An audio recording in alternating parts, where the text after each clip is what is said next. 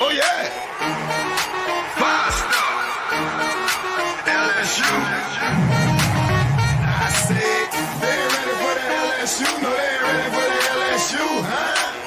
They ain't ready for the LSU. No, they ain't ready for the LSU. We the best in the league if you looking for talent. LSU going hard, but we beat Alabama, then we going out to Florida. Drown the Gators, everybody getting bucked when we step in the stadium. This the LSU anthem, you know it's a hit. You don't know another rapper two-step like this. See me screaming out the window, yelling purple and gold. I'm an LSU fan, girl, you know how we roll now.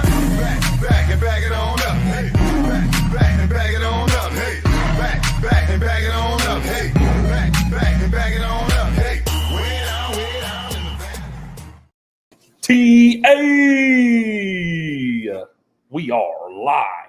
Welcome to this edition of the Tigers Avenue Show. Glad to have you back. Zach, how we doing? Doing good. Did you notice anything a little bit different about the intro? I did. It's almost like a certain picture Came to life. Young lads came to life. Absolutely. Yeah, it's kind of crazy how AI is nowadays. That you can take an old picture, like Reagan. Give me a sec. By the way, supporting the Tigers Avenue jogger. Hey, the merch. Note on the merch at the end of the show. But it's kind of crazy how you can take an old photo of two young lads and now use AI to make it come alive. Pretty amazing. AI is a pretty crazy tool that can be used for a lot of good things and sometimes bad things as well. But yeah, the robots are taking over. Use it for good things. Hey, guys, we're so glad y'all are joining in, all of those who are joining in on social media, X, Instagram, Facebook, wherever you're watching, YouTube. Appreciate you joining in. We'd love to hear from you throughout the show. Send your comments in, questions, concerns, anything like that. We'd love to get to your comments throughout the show and discuss along with you. We love our fans being a part of our show just as much as ourselves. So appreciate you being here, and we'd love to hear from you throughout. So got a couple things that we got to talk about since our last show. Obviously, college football. This college football season has come to a close.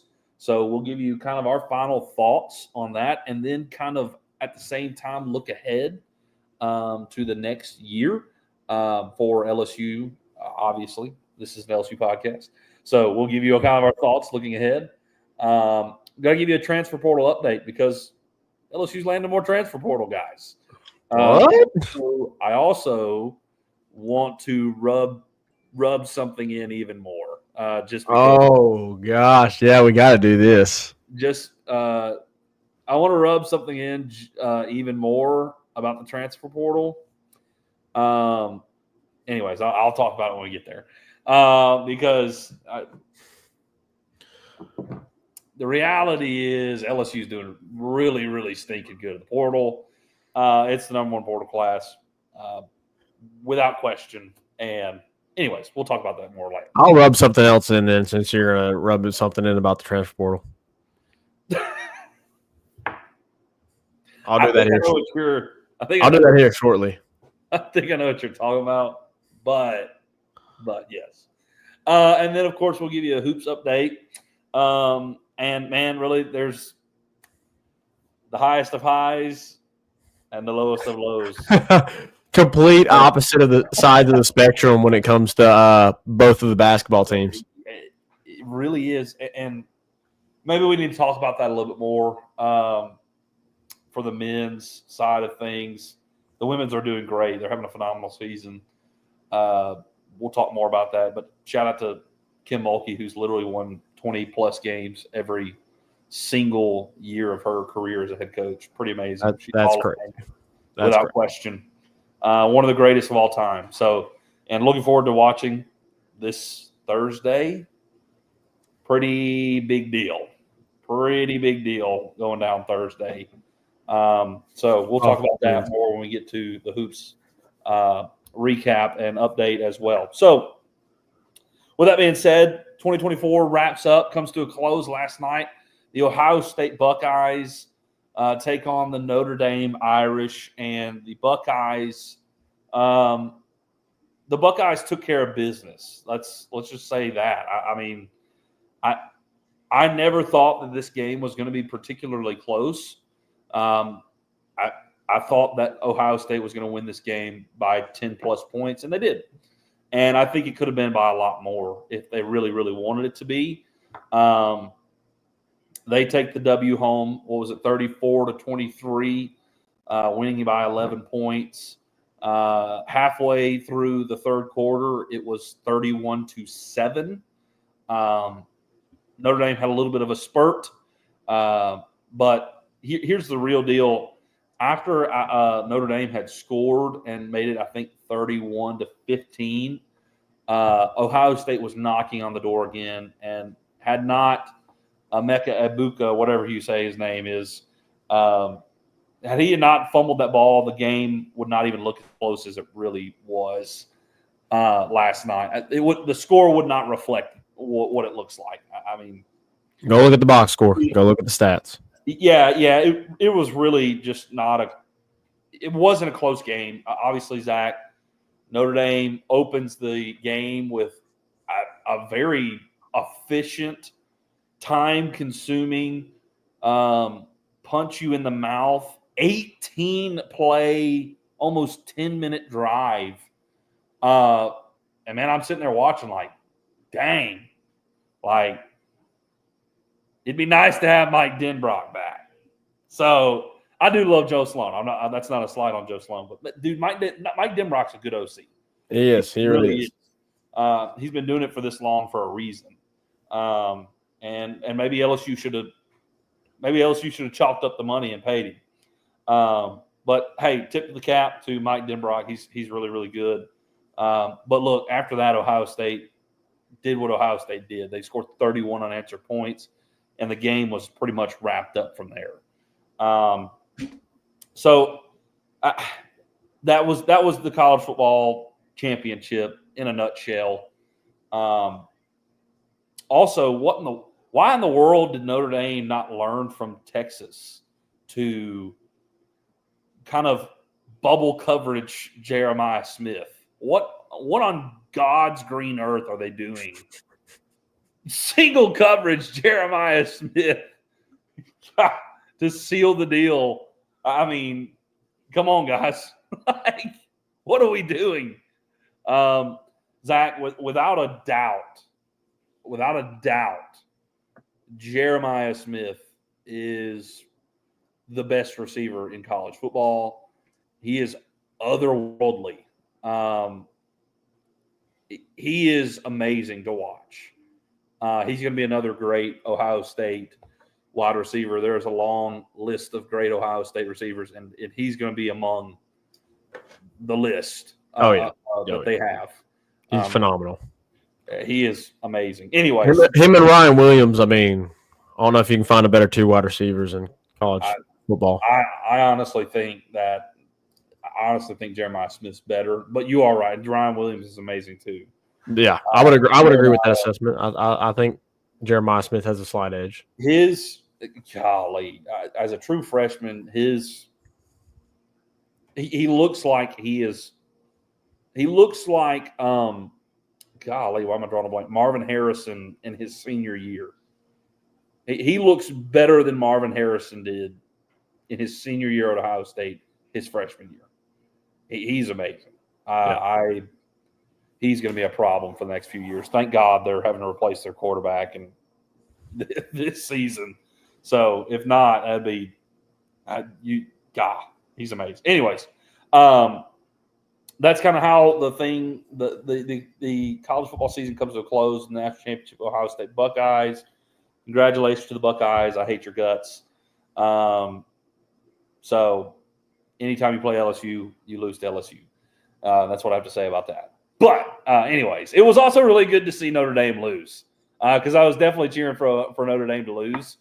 And Zach, I think this may have been what you were talking about. Okay. Before you say that, I want to say this.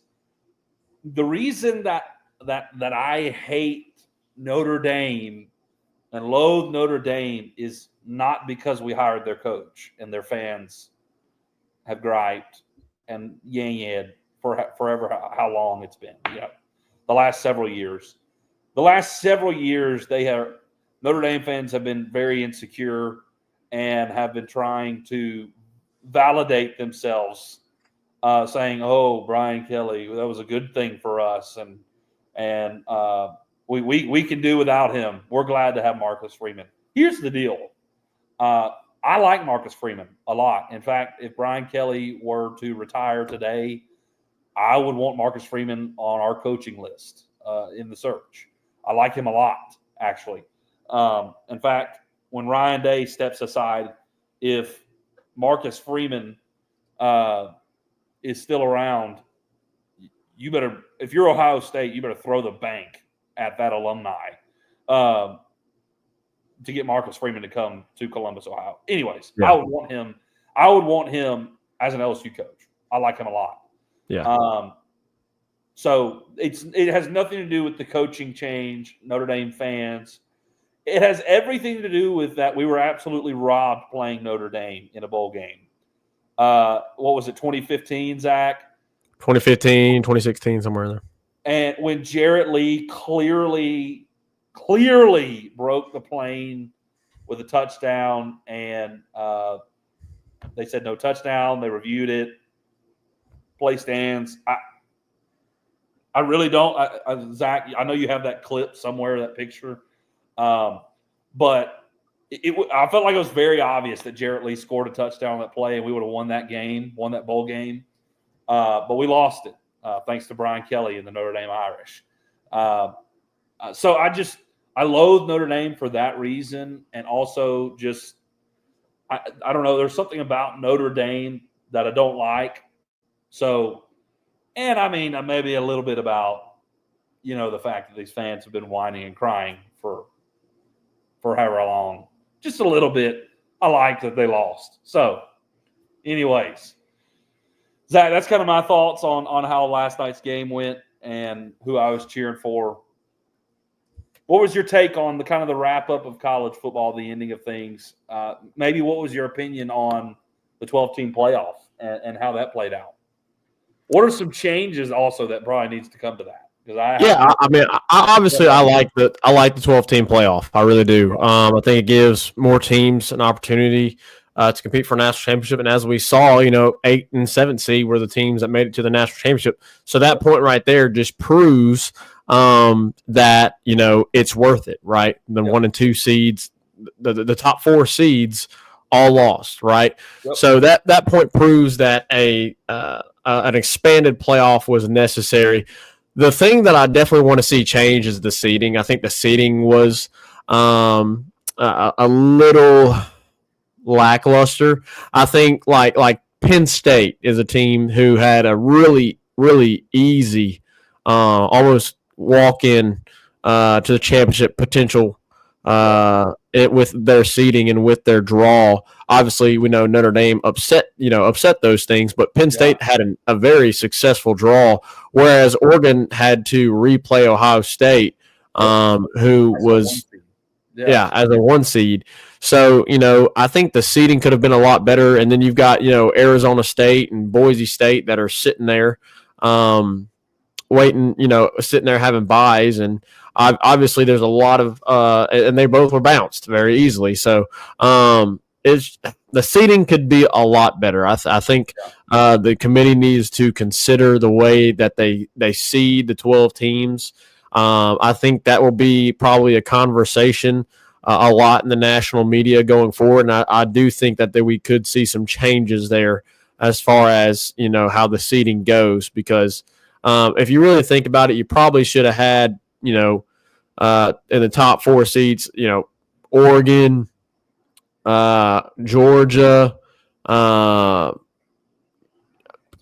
State. I mean, you could have had a lot of other options in the top 4 seed than what you did. So the seeding to me was disappointing, but overall, I think the two teams that deserve to be in the college football playoff ended up there, and obviously we saw what happened, right? And to get to your point, as far as kind of more of a overview of the entire college football season, I think this college football season will remind us a lot of 2007. I mean, we stated that all throughout the season. Numerous amounts of upsets, teams that normally are dominant taking losses. I mean, you had a championship where it was kind of more of the two blue bloods, if you will, in Ohio State and Notre Dame. Even though Notre Dame hasn't been able to get to the national championship since they had Brian Kelly in 2012. But two teams that you kind of see typically near the top every single year. Two teams that you typically see have pretty good odds to win the national championship almost every single year. It kind of came out as expected with the more talented and more in-depth teams being able to win. And but Arizona State, they kind of made a little push there. It made things scary there with Texas. SMU had a really good game there in their opening round game against Penn State? Yes, but it was pretty much a disaster. Yeah. So I mean, overall, I enjoy it, but I think there are going to be changes coming. And like I said, overall view on the season reminded me a lot of 2007. I think it was an enjoyable year, regardless if you're an LSU fan, fan or not. I think, even if you're an LSU fan, it was so good to see so many different things happen. I mean, I think we all celebrated when Vanderbilt beat Alabama. That might be one of the highlights of the year. Absolutely. Vanderbilt beating Alabama was just absolutely insane. I mean, it marked, it made the reality of Nick Saban leaving just even more real. Yeah. And so, that was crazy. And I mean, it seemed like every week, Reagan, we were dealing with upsets just every single week, even on the weeks where you looked at the college slate and you were like, not really too many good games. And you had a lot of upsets and a lot of games. I mean, how many times did Miami have wins because the refs just decided to give them a win? I know I'm being maybe a little bit biased there, but I mean, I think the rest of college football and the rest of just common sense viewers outside of Miami fans would understand that. So, I mean, a lot of just ups and downs from the season. But, Reagan, I got to discuss this. Okay. In the words, Reagan, of the famous movie Black Panther, this is your king? This is your king? The man that you lauded as being your savior. The man that you lauded. It was never Brian Kelly. As being better than Brian Kelly. It's the Brian Kelly. It was always the man whom was groomed and was under the mentorship of Brian Kelly. You Notre Dame fans had the audacity to come after LSU fans. We had no quarrel with you. We had no issue with you other than being upset about the terrible call in 2015, 2016, whatever it was, in the No One Gives a Crap Bowl. Absolutely. That was only quabble. And you Notre Dame fans decided to bring this on yourselves. You did. And what happened is what you deserved. You did. Because you threw trash on a man that brought you back to relevance. You threw trash on a man that built the program that this man inherited. This is a prince. You lost a king. This is a prince.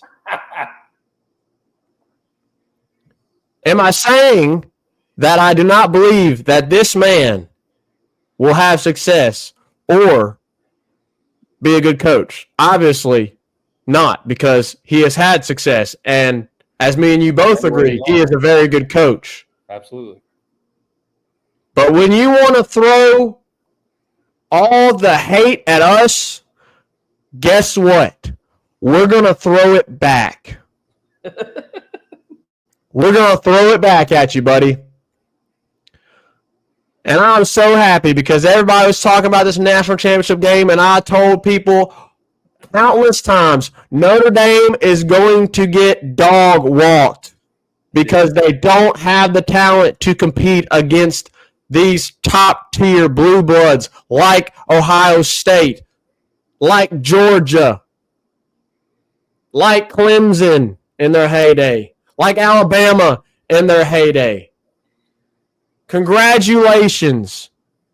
You played a so-so schedule, got a decent win against an 8-4 team at the beginning of the year, got embarrassed on your own home field against I don't even know where they're from, Northern Illinois, Northern Iowa. Northern Illinois. The Huskies barely have a football program. You lost to them. Congratulations. You had a decent season. You made it through the college football playoff. Good job. That's all Marcus Freeman. That's all Marcus Freeman. That's all Marcus Freeman, by the way. That's all Marcus Freeman. I'm crediting him for that. I just want to make it known. Yeah. And y'all hoped and you dreamed and you laid your heads on the bed Sunday night dreaming of another national championship post Lou Holtz. Reagan, Lou Holtz is older than our former president. Did you know that? I did. We look at Joe Biden and we think, oh my good Lord, how could he be the president of this country? He's so deadgum old.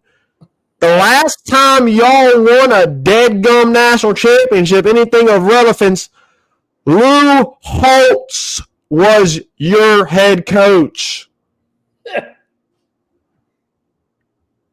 You were nothing for 2 decades. We watched miserable Notre Dame football for 2 decades. And then a guy named Brian Kelly came along, built your program, gave you double-digit wins almost every single season. 7 seasons. He was there. He had double-digit wins. And he showed you and told you, we don't have the resources. We don't have the recruiting pool here. He showed you the issue, and that's why he left. And then when he left, because people knew why he left, what happened? People got together and decided enough is enough. We're going to start doing something about it. So because of Brian Kelly, you, Notre Dame, decided to get in on the game. And Marcus Freeman has benefited from that. Maybe if you'd have done it whenever Brian Kelly was the head coach and whenever he was making you relevant, going out all over the entire Lord's country to find recruits because you can't recruit nobody in Degum, South Bend, Indiana. Finding recruits and making you relevant and giving you 10 double-digit wins every season is responsible for you being at the point of where you're at. You know how I can say that? Because Nick Saban is responsible for LSU being at the point of where they are right now. I'm not ashamed to say it. Yep. A lot of LSU we fans. know what that feels like. We know what it feels like. Some LSU fans hate Nick Saban because he was successful and he did it with another team. But guess what? Nick Saban is the reason you are relevant in college football. Yep. LSU fans. And the same should be said for you, Notre Dame. Brian Kelly is the reason that you are relevant in college football in today's day and age. So. And you spit on his name. You spit on his name. You spit on his name. You trash him. And then you come at us LSU fans with the audacity to think that you can win a heated argument over this. We know what this is. We've been through this. Crappy LSU football. We have The realistic and the logical thinking LSU fans have accepted it. It's time for you, Notre Dame fans, to accept it. Brian Kelly made you relevant in college football. He made you relevant in college football. Be thankful for Brian Kelly. Don't trash his name in the same way that LSU fans should be thankful for Nick Saban and not trash his name. Can you be competitive? Yes. Can you wish your team the best and that no other teams have success like your team? Yes. But it's time to accept the facts. It's time to get familiar with reality, Notre Dame fans. Stop coming in our mentions. Stop sliding into our DMs and acting like LSU is going to be nothing with Brian Kelly. By the way, he inherited the worst state of the program that I have seen in my entire life of watching LSU football. He inherited that. And in his first season, they won the SEC West. In his second season, he had a Heisman quarterback. Did he make a mistake at the defensive coordinator hire? Yes, but he had a Heisman quarterback. And this year, this upcoming year, if he doesn't win it all, can you come and throw stones at us? Certainly. But you cannot argue that he has not built this program to be relevant than what it was in 2020 and 2021 and 2022. You cannot debate that with me because he has made LSU relevant again. He has made them a competitor again. And that's why you see all these way too early top 25s and all these way too early Heisman odds with Garrett Nussmeier and national title odds. Yep. With LSU all over it. That's because of Brian Kelly and what he's done with this program. He's completely turned it around. So, don't come at us, bro. Don't come at us. They're going to, and they're going to keep doing it. It is what it is. We LSU fans, like you said, Zach, well, not all of them, but we understand what it is because LSU was horrible. You insert Nick Saban, LSU's no longer horrible at football. Do we hate that he went and had so much success out of Alabama? Absolutely. We hate it. But we are who we are. We won in 03, 07. Shoot, we won in 2019. We made it in 2011 because of Nick Saban. He showed the world what LSU could be, and it's because of him that LSU is what it is. And Notre Dame fans, you were nothing past Lou Holtz. You had 2 10-win seasons after Lou Holtz. Two. Brian Kelly is your most winningest program head coach in your history. He brought you 7 double-digit seasons in his tenure at Notre Dame. Took you to a national championship. Took you to the playoffs. Took you to the playoffs. And guess what? When he left the program, if it had been in the same format, you would have been in the playoffs. How many times is Notre Dame in the playoffs under a 12-team format under Brian Kelly? A lot. Almost every season. A lot. Yeah. Ridiculous. This is true. But if you put Marcus Freeman in the situation Brian Kelly was in, he's not in the playoffs. He's not in. That's correct. He didn't make it. This is true. It is what it is. It is ignorance. What it is. Ignorance is bliss. Ignorance is bliss. Hey, it is what it is. They lost, and here we are, and it's the same old thing. Yes, Ohio State pretty much had their way with Notre Dame last night. It was embarrassing. You got embarrassed, Notre Dame. You only made it close because Ohio State messed it up themselves. Not because you did it, because they messed it up.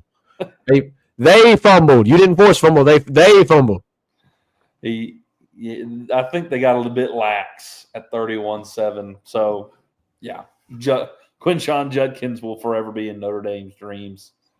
3 touchdowns on the night. I think he should have won the MVP, by the way, not Will Howard. But anyways, this is the wrap up of college football, Zach. Zach, as you mentioned, kind of looking ahead, LSU has a bright future for this coming season. and obviously we're going to hit on this portal here in just a moment. But as you were just talking about, Zach, LSU, man, you look at some of the odds that are coming out. LSU's in the mix to make the playoffs. LSU's in the mix of odd makers to win the championship. You look at Zach FanDuel. I sent it to you today, you and Dad today. FanDuel has Garrett Nussmeier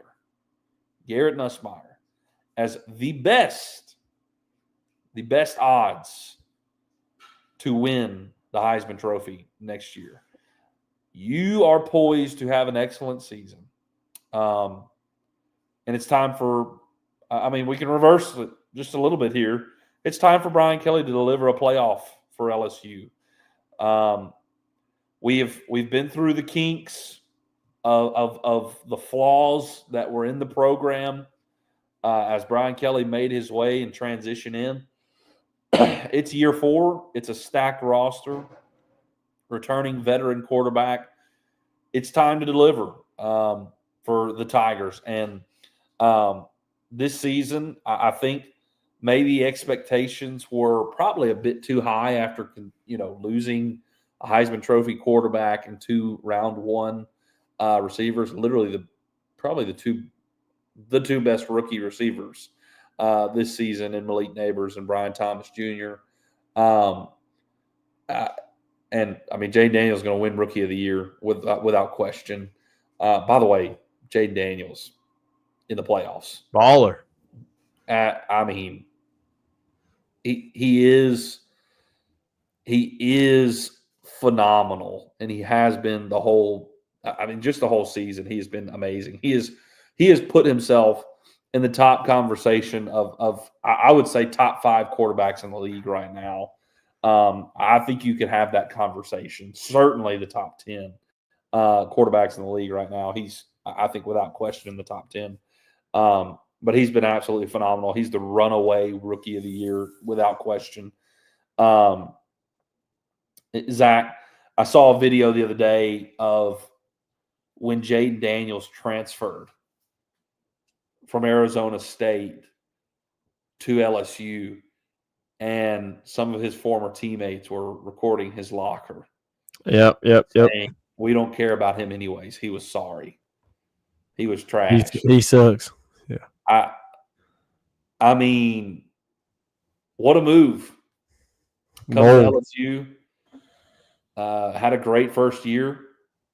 Second year, Heisman Trophy, 3,000 plus yards throwing, 1,000 plus yards rushing, 40 touchdowns, phenomenal season. Had he would have played as many games as Joe Burrow, his statistics would have rivaled Joe Burrow's. It's crazy to even fathom that, but they would have had he played as many games as Joe did. He had an amazing season. He's drafted 2nd overall to the Washington Commanders, and a team who has not won a playoff game, Zach, in 20 years. 20 years they have not won a playoff game. Not only has he won them a playoff game, he has put them in the NFC Championship game. He's 1 win away from the Super Bowl. He is the clear Rookie of the Year. It is so. Shout out to Jayden Daniels, by the way. Shout out to Jayden Daniels. Anyways. By the way, speaking of Jayden Daniels, Garrett Nussmeier just broke Jayden Daniels' record for single season passing. Obviously, Joe Burrow holds the record. Garrett Nussmeier is 2nd now. He jumped Jayden. Yep. And you have that guy returning. So it's going to be a great season, Zach. A lot of expectations. And we need to talk a little bit about why those expectations are so high in terms of the transfer portal. Zach, last time we left this show, LSU had 14 signees to the transfer portal. LSU is now sitting at 16 signees in the transfer portal. And we were saying, without question, you need to go get a safety. Without question, you need to go get a safety. Well, they went and got another tight end which I'm actually very excited about, and a safety. LSU goes and gets Donovan Green from Texas A&M, and I want to talk a little bit more about that situation and why I'm pretty excited about that. Zach, both of these guys, and then they sign Tamarcus Cooley from NC State as a safety, the top available safety in the portal at the time. Two huge additions, again, to this portal class. LSU not only has added good quantity of players, but quality of players. And we're going to talk about that, something I want to rub in that I was talking about mentioning earlier. Zach, Donovan Green was 2 years at Texas A&M. First season was phenomenal as a freshman. Had a great year. Second season, under new coach, I believe, actually this may be his I actually believe this may be his third season at A&M. His second season, he had an injury, and so I think he could potentially apply for a medical red shirt. And then I believe he redshirted this year. So this is a guy who clearly has great upside, great potential from what you saw in his freshman season. Had a rough patch with his injury, sat out a good while, and then this year just never found it under the new coach. This is why you have the transfer portal. You change coaches. This guy was coming off of injury, so maybe he's overlooked. But you look back before the injury, before the coaching change, and you look what it is freshman season, you're like, dang, there's some upside to this guy. There really is. And you think of his red shirt this year, potential medical red shirt. It's a guy you go, okay, this guy got multiple years, right? Bauer Sharp, you're going, okay, he's got 1 year and he's done. Like, this is it for him. So I like the addition because of two reasons. Number one, you're not just going to have to go right back into the portal. Maybe you do, but maybe you need to. But you don't necessarily have to go right back into the portal again next year for a tight end. Thumbs up. You say you signed J.D. LaFleur in this freshman class. You're probably going to sign some more in the next class. You have Donovan Green for a couple more years. And you have Bauer Sharp to come in, a plug-and-play player, right, this year immediately. So I like it for that purpose, depth. Number two, I like it for Trades Green. If you don't sign another tight end, you probably have to use Trades as a tight end. Trades is just – he is a problem in the slot. Down close to the red zone. And maybe they do still use him as a tight end because he played it well in the bowl game. Maybe they use him still in that way. But, man, we saw how they utilized him. And, man, he could be such a threat, such a problem mismatch for the Tigers in that role. And I'm thrilled about that addition for those two reasons. And, of course, Zach, I'm thrilled about Tamarcus Cooley. Zach, you absolutely needed a safety. This is a guy at NC State. He actually started his career at Maryland, sat out. Didn't really sit out. Took a red shirt his first year at Maryland. 3-star, not highly recruited. Transferred to NC State and just popped this year. Just popped. Played all over the field. Safety, wide out, nickel, at the line of scrimmage. Played everywhere. And he was good everywhere he was. He's the highest rated defender on NC State's defense this year. So, 3 interceptions. I mean, just you love what you saw from him, and you have multiple years with him. Yeah. I mean, you potentially have 3 more years with him, maybe. Most likely, probably 2, but you could get 3 more years out of Tamarcus Cooley. So, again, another really quality addition to your defensive back room in a position that you absolutely needed to add, but you also add years. Not just 1 year, one and done, gone, right? So I really like what they were doing with these guys. And here's what I want to rub in just a little bit. A last offseason, everyone dubbed Lane Kiffin as the portal king. And don't get me wrong, they had a great portal class last year. What did it amount to? A bowl game win over Duke? That's what it amounted to. That's brutal. A bowl game win over Duke is what the portal king brought about. Hopefully, we're not saying the same thing next year. Hopefully we're not. But here's my point.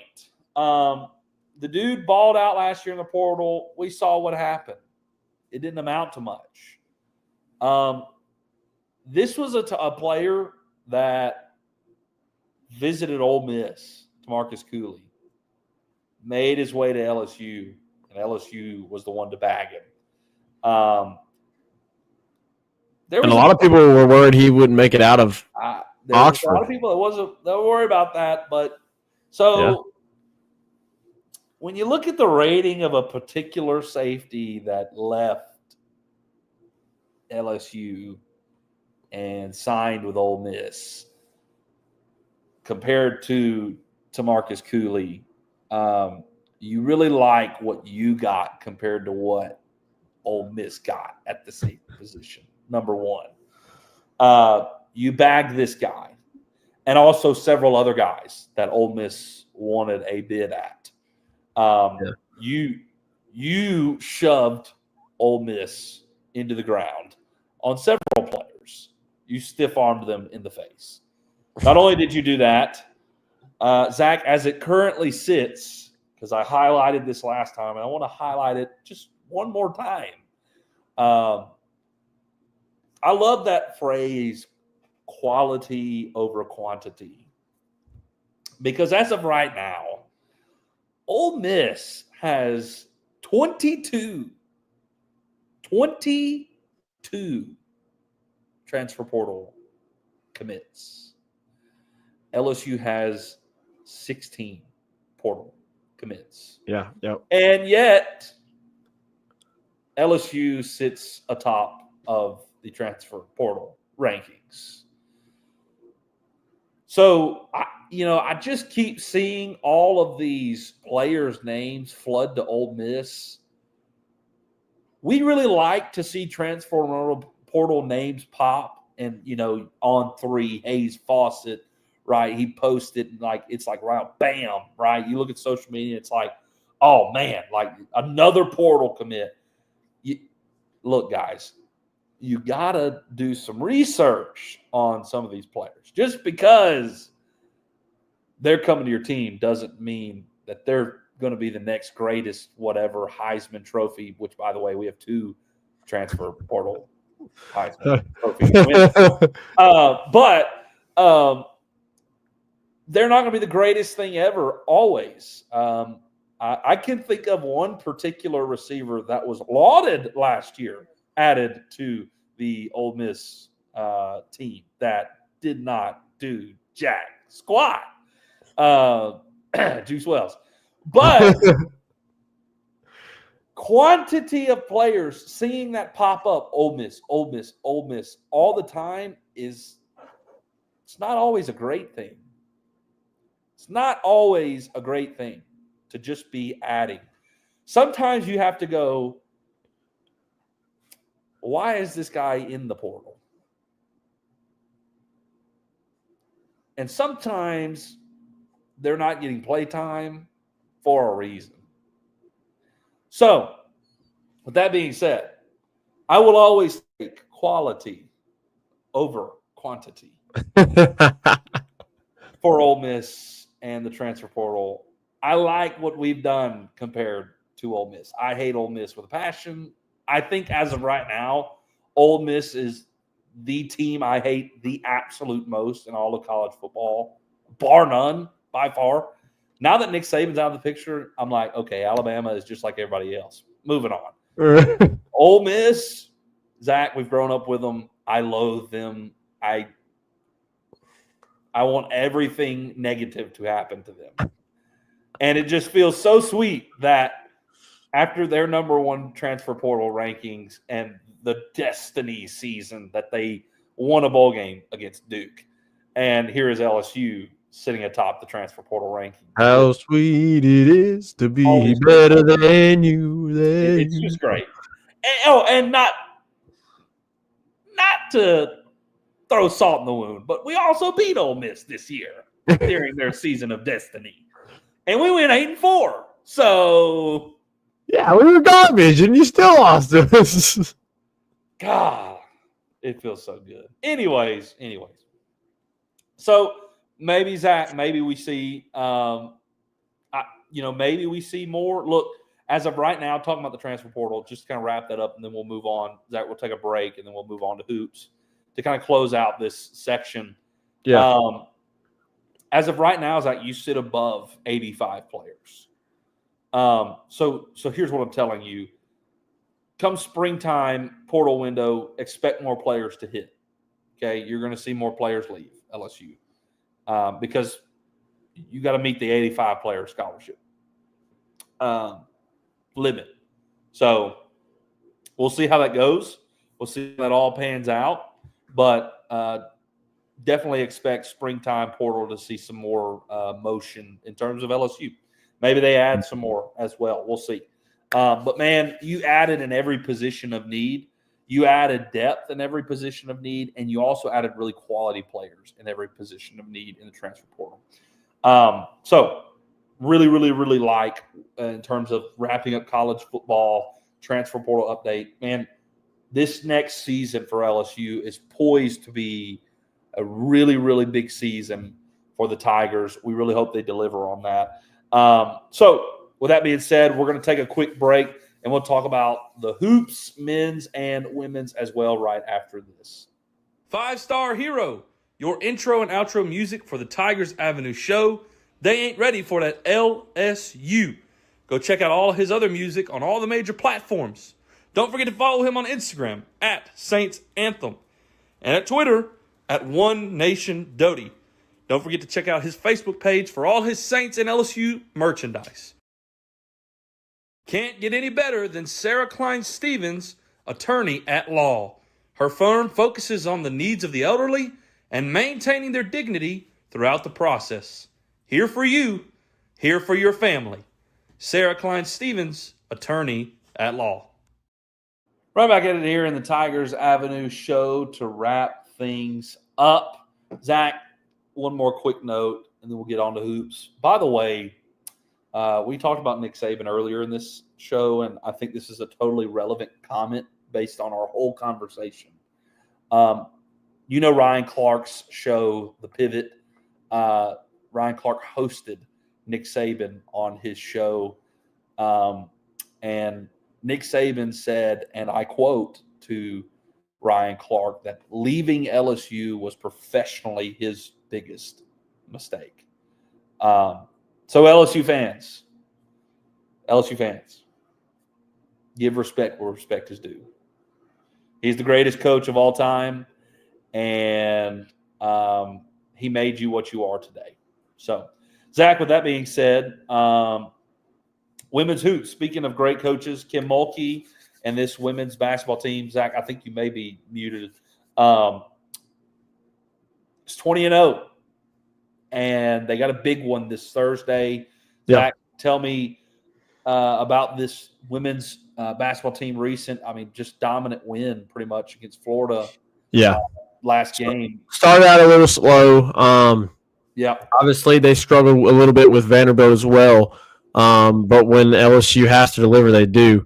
Against Vanderbilt, that was a wire-to-wire game, and you got to give credit where credit's due. Vanderbilt's got a good roster. Yeah. They do. They've got some really good players, and we mentioned that on our social media. But against Florida, LSU started a little slow. They had some issues guarding Liv McGill. It seems like she was cutting to the basket and getting inside the paint, and just really good driving guard that LSU struggled with a little bit. She was kind of Florida's, really their only hope to make it close. But I mean, yet again, you saw another great game from the big three. One of those games where Michaela Williams just kind of dominates. She hit 3 3-pointers. She led all scorers with 22. Anissa Morrow continues to impress. Another double-double. She barely got this one, but she got it. 10 rebounds. She made it close there in this game, but she was able to get that double-double. She added 20 points, and then Flage does what Flage does, just very consistent, always gets buckets when you need buckets, makes very difficult shots. She had 19. The last couple games, though, Kaylin Gilbert has had some struggles. She only scored 3 against Florida, and then against Vanderbilt, she only recorded 6 points. So she's had a little bit of a struggle here recently on the court, but we know that she is extremely dynamic. It seems like she can make a shot from almost anywhere in the gym, and so I still am very confident in her play. I think mostly it's just been because the big three have really stolen the show the last 2 games for these Tigers. LSU, I think probably one of the biggest question marks for them this year is at point guard. They've been rotating a lot of different players at point guard. We've seen Poa run the point. We've seen Cheyenne Day Wilson run the point, and some other of the younger guards there. You've even seen Michaela Williams run the point a little bit here and there. So they really need to try and figure out as far as some more consistency, some more stability from the point guard position.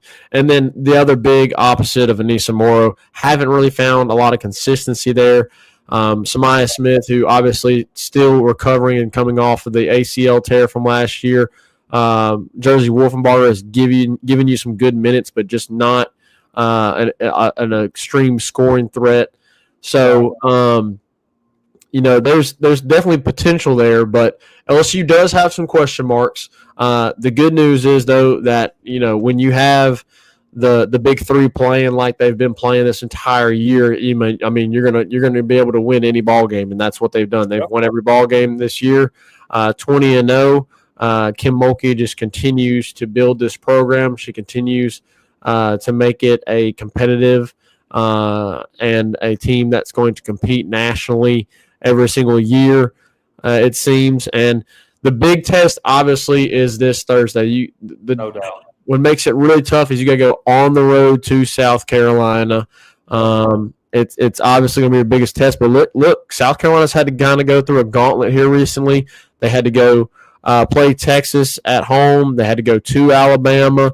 They hosted Oklahoma as well. They're about to obviously host LSU. Then they've got to go to Tennessee. So they've got a gauntlet here as they're making this stretch through the SEC. And I think LSU's catching them at the right time, kind of in the middle of that gauntlet.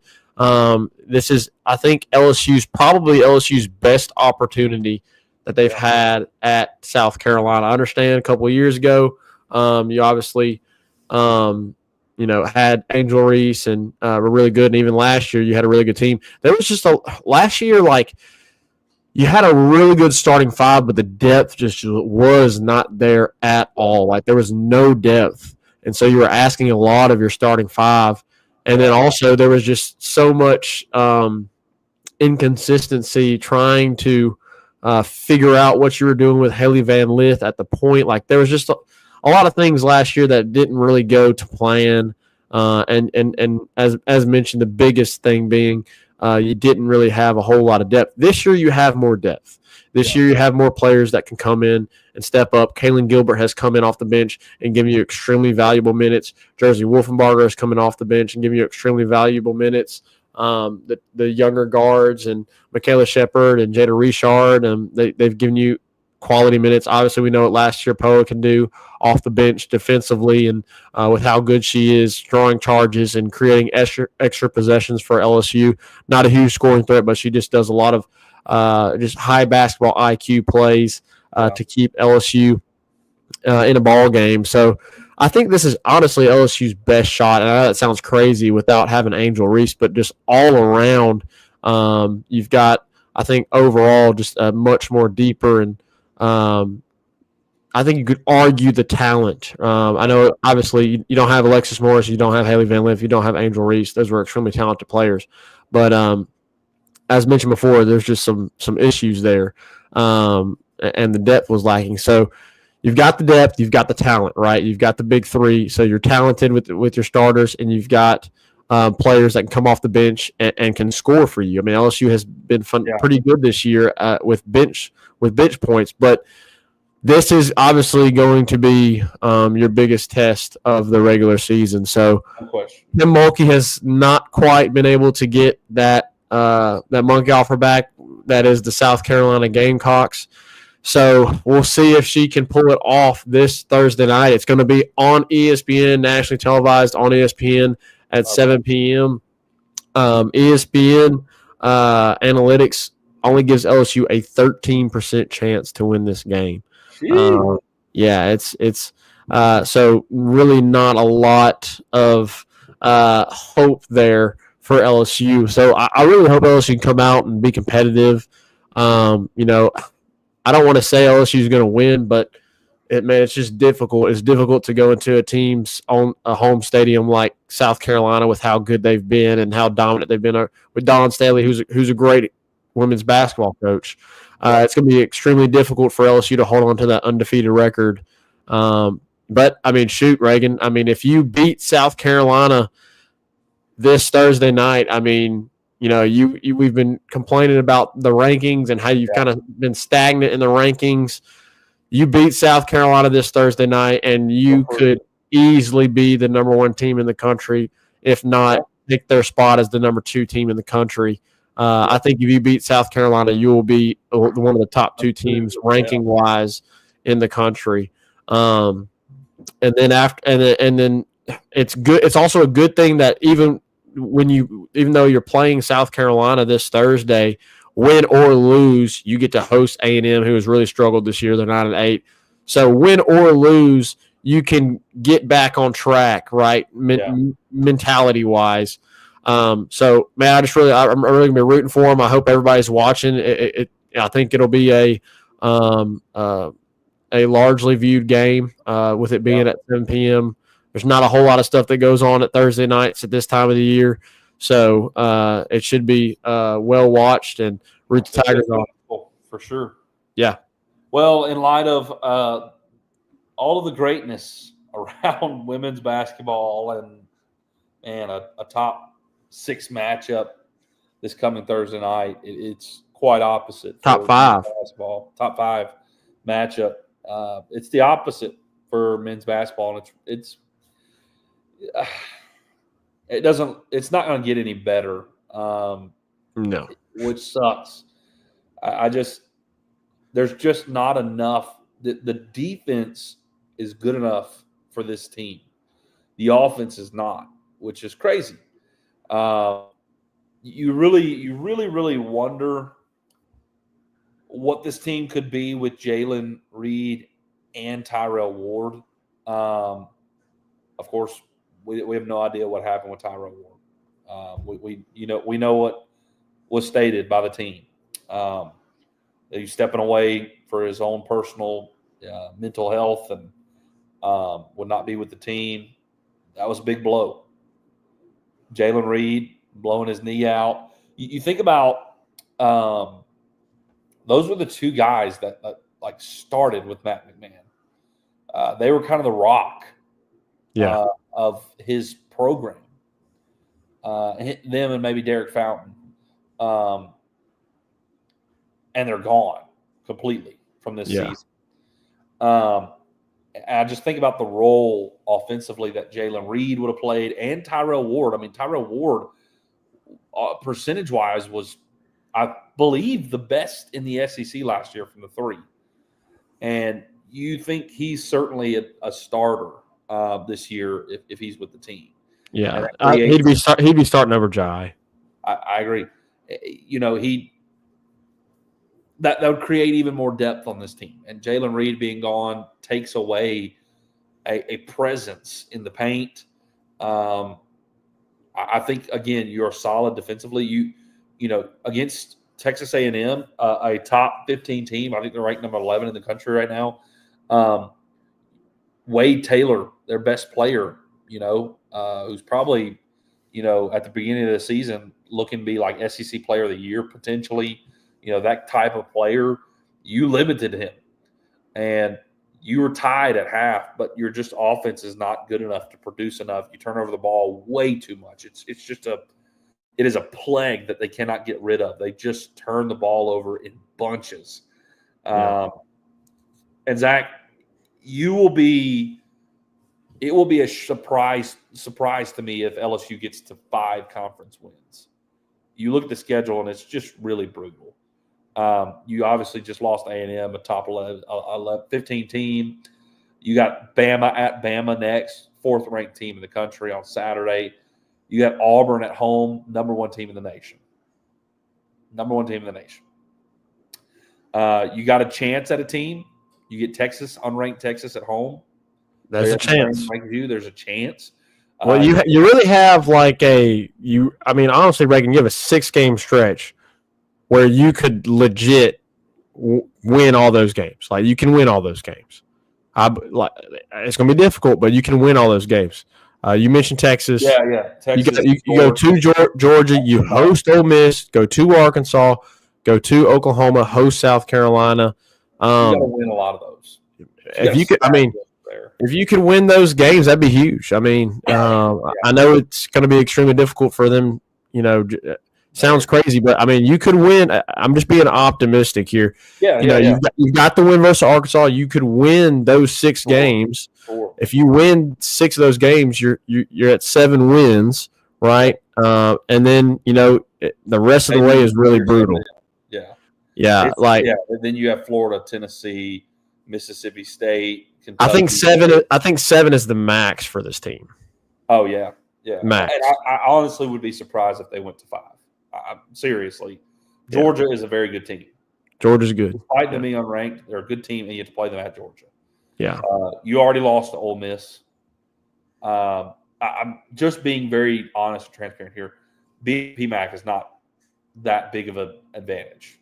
It is an advantage, but it's not that big of an advantage right now. It's not like going to Auburn, to the jungle. Right. You played Arkansas close and you beat them. Now you got to go to Reynolds. And so that place is going to be a tough place to play in because Arkansas fans show up for basketball games. So yes, those are winnable games. I think Kentucky, South Carolina at home, you really, really, really that's your biggest, we got to win this game. That's almost like one of those games where it's like, this could be our only win the rest of the way. Yeah. I don't think it will be our only win the rest of the way, but you know what I mean? Looking at it. But you got a good shot in that 6-game stretch. You got a really good shot. Oklahoma was ranked just recently in the top 15, not too long ago. So that's going to be a tough game. You can win some games in that stretch, but your reality, you're not likely to win all of them, obviously. No. So you got to make the best of that stretch as much as you can. But it's tough.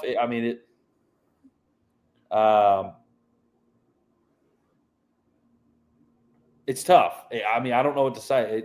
It's kind of hard to watch right now because you feel like it's the same thing. Just watching the same thing against a different team. Yes, it's brutal. I don't know. I hate it for Matt McMahon because I really like Matt McMahon. Maybe he isn't the answer. Maybe it's going to take longer. Maybe I don't know. Maybe if he has Tyrell Ward and Jalen Reed, this looks totally different. I think it does. You probably beat Vanderbilt in Missouri. Yeah, and I think you do beat Vanderbilt in Missouri, and you could be having a whole different more conversation. And maybe you're more competitive in some of these games. Maybe you beat A&M with the the way they started that game. Who knows? Exactly. You hate it. You hate playing the what if game. You hate playing that what if game, and man, it's just going to stink if you just go this season. It's going to be like 5 SEC wins and you don't make it again. it's rough. I don't know how Matt McMahon is going to turn this around. I don't know what he's going to do in the offseason to maybe dramatically. But dadgummit, he's recruited well. Like, he really has. You have two more signees, Zach. You have two more signees that are about to be McDonald All-Americans. Like Mays Mosley and Reese. I'm drawing a blank on his first name. I think it's Jalen Reese. The two guys you just recently signed. They're two of the three. They're about to be McDonald All-Americans. That's a huge deal in high school basketball. So, man, it ain't like he ain't recruiting. He's pulling good recruits in. It's just, I don't know. And you look at the guys who are playing this year. VJ, obviously, tremendous upside. Tremendous upside. These freshmen are getting a lot of time playing. Maybe there's something to build off of here. Corey Chest is a guy he recruited, and you see what he's doing. I think Mike Williams needs to get some more play time. He has been. He's started getting in the rotation. We'll see if that changes anything. He's adjusted a few things. He pulled Jordan Sears out of the starting lineup. Maybe to give a spark off the bench. I don't know. He's trying, though. I think he's trying things. But what can you do? This league is brutal. It is absolutely brutal. There's not many chances or opportunities to win. So, anyways, I hate to be a Debbie Downer on that, but I hope the best. It is what it is. I hope the best for him, but it is what it is. So, with that being said, Zach, baseball season not far, okay? Baseball season not far away, and just to kind of wrap things up here, for all of you who are watching, be looking here soon. We're going to start our preview, position group previews on the baseball team. Really, really, really excited. Which means we'll also be moving back to 2 shows a week, doing the previews and the recaps. So I'm pumped for this baseball season. We got a really, really great team. So be looking for that soon on these position group previews. There's a lot of really good players to talk about. Yep, for sure.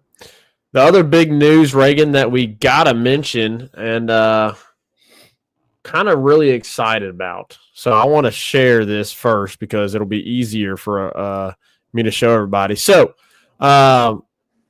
if you haven't checked out already, we've got some new merch, which is exciting. Hey, new merch. If you go to tigersavenue.com, you can then click on our merch tab, and it'll take you to all of our merch. We've got all kinds of new stuff, really exciting.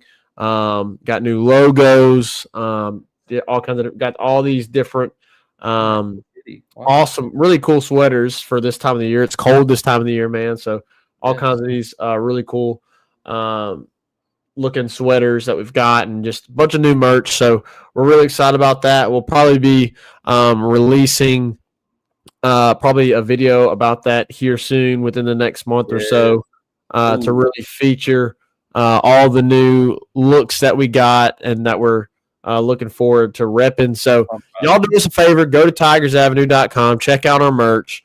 If you're interested in buying something, please do so. And the other thing that is going to be added when it comes to new merch is we are taking ideas and recommendations for merch. So if you've had an idea before, like you've thought, I mean, it would be really cool to have an LSU shirt that looks like this, or it'd be really cool to have a Louisiana shirt that looks like this. Whatever the case may be, if it's LSU, Louisiana related, and you have an idea in your head of what you would like a shirt, hoodie, T-shirt to look like, bring it to us.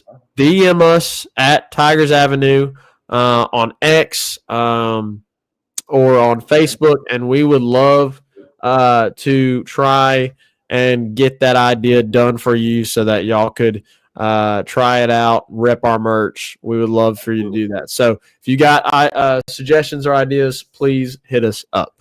Appreciate you guys being in here. It's been a great show. Looking forward to Thursday night's going to be a huge game. Really looking forward to that. So we'll see you next time here in the Tigers Avenue show to, discuss that big game. We'll see you next time in here. 5 Star Hero, take us out.